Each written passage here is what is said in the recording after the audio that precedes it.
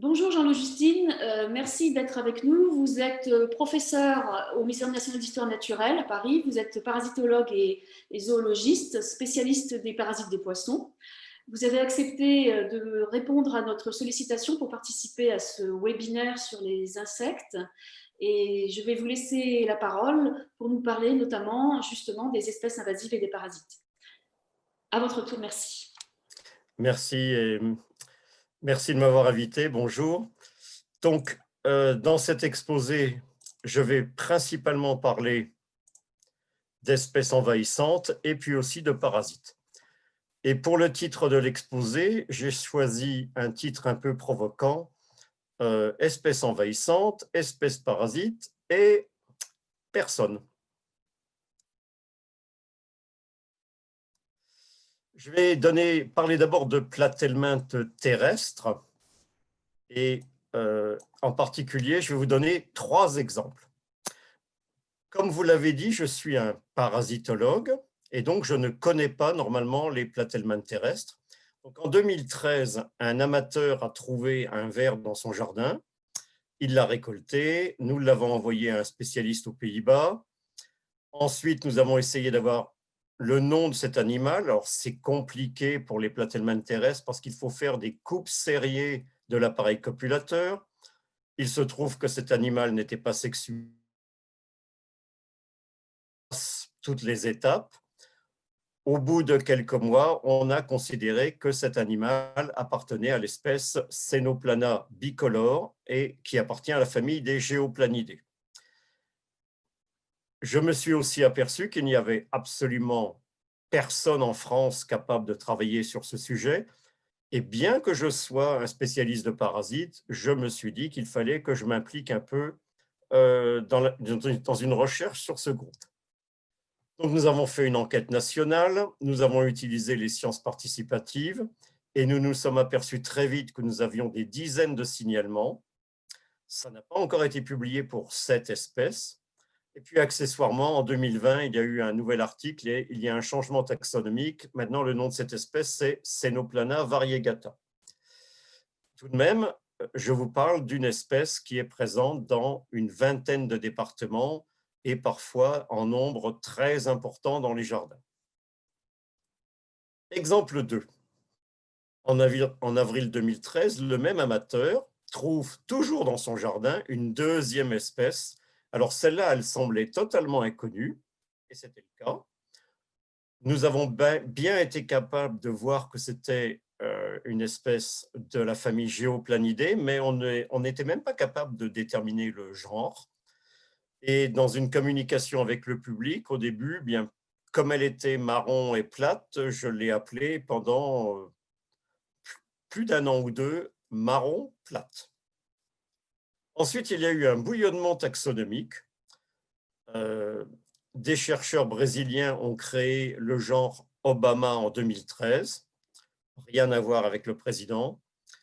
L'espèce qui était présente en Europe a été ensuite attribuée à Obama marmorata. Il y a eu des discussions, une correction, et finalement, l'espèce que nous avions trouvée en 2013 en France n'a été décrite avec un nom binomial qu'en 2016 sous le nom Obama nongara. Ensuite, nous avons travaillé sur la génétique des populations et maintenant, nous savons que les individus d'Obama nongara en France proviennent d'Argentine.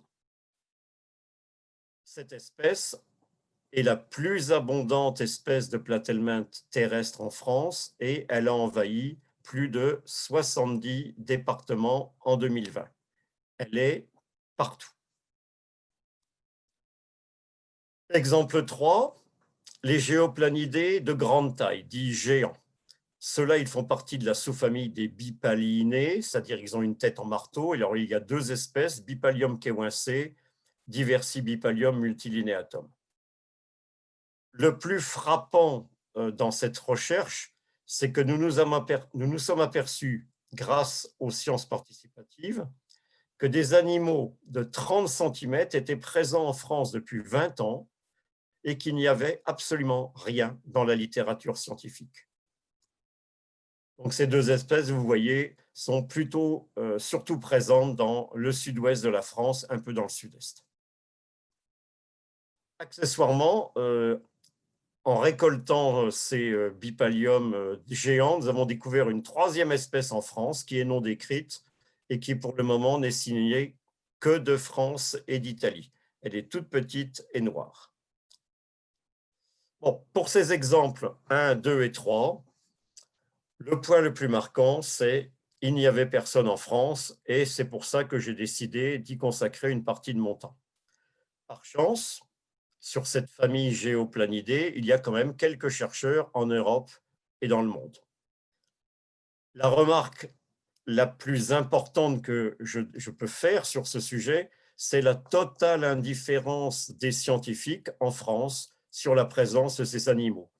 Nous avons eu des conversations avec des particuliers dans cette recherche de sciences participatives, des particuliers qui nous ont dit avoir amené des animaux vivants dans des universités, dans des centres de recherche, et à chaque fois, on leur répondait « mais non, ce n'est pas important, ce n'est rien du tout ». Au pire, on leur disait « c'est des sangsues », et au pire du pire, on leur a dit « mais non, c'est des cestodes ».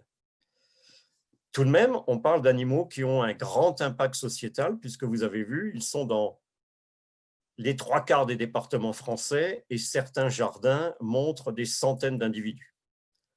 Accessoirement, nous commençons à avoir défriché l'information taxonomique sur ces animaux. Nous pouvons leur donner des noms, mais nous n'avons pratiquement aucune information sur leur rôle. Tous ces animaux sont des prédateurs, donc ils mangent les animaux du sol. Les animaux du sol sont importants, en particulier les vers de terre, mais nous n'avons aucune information sur le rôle écologique de ces platelmènes terrestres qui envahissent toute la France. Nous en arrivons donc aux problèmes et aux solutions. Le problème, c'est qu'en France, pays développé au XXIe siècle, on s'aperçoit que des espèces de taille spectaculaire, donc jusqu'à 30 cm, mais même les autres espèces font entre 5 et 10 cm. Donc des espèces bien visibles peuvent envahir des milliers de jardins sans que personne ne s'en préoccupe. Les solutions, bien sûr, il faut des bourses de thèse. Il y a au moins actuellement une bourse en cours, une thèse en cours sur Obama Ngara, une seule espèce, à l'UPEC. Bien sûr, il faut des postes de chercheurs. Et puis aussi, il faudrait un peu plus d'ouverture d'esprit de la part des chercheurs, que de temps en temps, ils osent sortir de leur sujet, s'intéresser aux animaux qu'on leur amène. Et puis aussi un peu d'ouverture d'esprit de la part des décideurs. C'est très difficile de convaincre que ces animaux sont importants.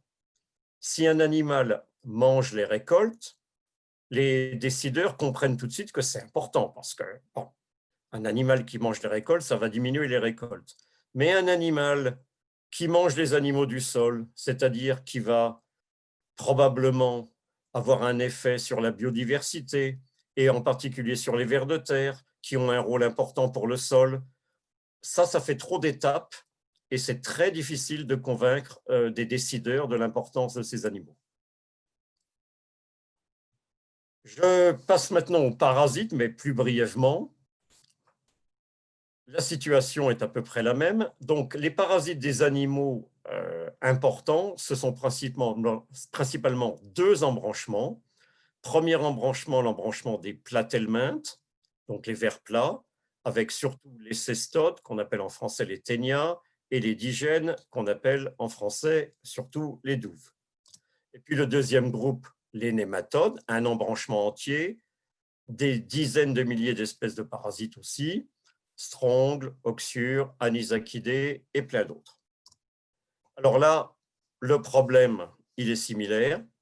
Presque personne en France ne fait de la recherche taxonomique sur les deux embranchements. Je ne vous parle pas d'une famille, comme quand il s'agissait des platelmènes parasites, des platelmènes terrestres, qui sont une seule famille. Là, je vous parle de deux embranchements. Il n'y a pratiquement personne en France qui fait de la taxonomie sur les membres de ces deux embranchements, les platelmintes et les nématodes.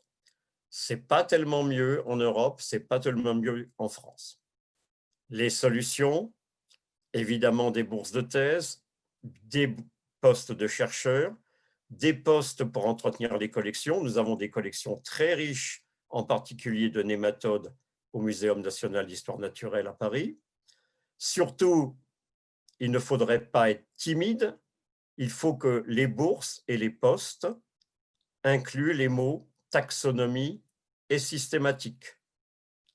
Et bien entendu, il faut que la recherche future soit moléculaire, mais pas que, parce qu'il est totalement impossible de faire une recherche moléculaire valide si on n'est pas capable au moins de regarder ces animaux avec une loupe ou un microscope. Voilà, pour finir, crédit photo, accessoirement, comment signaler un platelman dans votre jardin, parce que ça vient toujours à point, et rapidement, une bibliographie générale sur les platelmans terrestres, et puis une bibliographie sur les platelmans terrestres en France et territoire français. Je n'ai pas mis de bibliographie sur les nématodes et platelmans parasites, puisqu'il aurait fallu, bien entendu, des dizaines de pages. Je vous remercie et j'espère que nous pourrons trouver des solutions à ce grand problème de la taxonomie des espèces invasives et des espèces parasites.